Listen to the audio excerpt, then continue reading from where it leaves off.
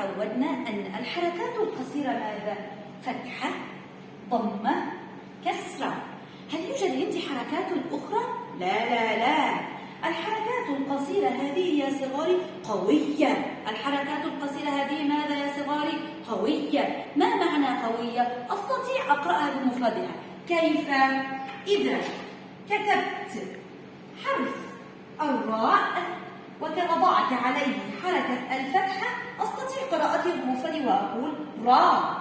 وإذا كتبت حرف الراء ووضعت عليه ضمة أستطيع أن أقرأه بمفردي وأقول رو.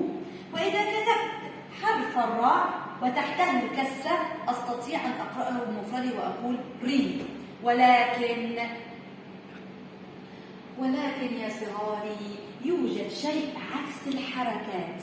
عكس الحركة السكون. عكس الحركة السكون. هذا شكل السكون. انظروا إلى البطاقة.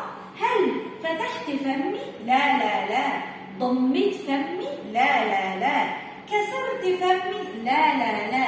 ماذا فعلت؟ أقف عند الحرف. إذا عند السكون أقف عند الحرف. كيف شكل السكون؟ خمسة صغيرة فوق الحرف. أستاذة ياسمين كيف أقف عند الحرف؟ يعني إذا وضعت مثلا على حرف الباء هذا سكون كيف أقرأه؟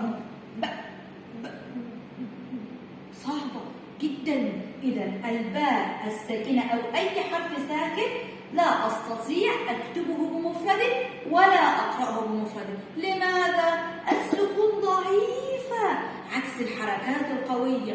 السكون ضعيفة تحتاج ماذا؟ أشد الصوت الذي يسبقها. آتي عند الصوت السابق أشد مع السكون أستطيع القراءة. مثل ماذا؟ هيا نأخذ الباء الساكنة ولكن نكتب قبلها مثلا صوت الآ. إذا نذهب من الباء الساكنة أولا عند الألف المفتوحة ونقرأ. نقول ماذا؟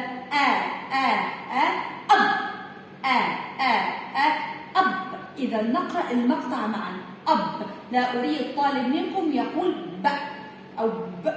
خطأ. السكون لا تقرأ بمفردها. نقرأها مقطع كامل أب ويكون اسمه ماذا؟ مقطع ساكن. مقطع ماذا؟ ساكن. أحسنتم. أراكم في فيديو آخر إن شاء الله.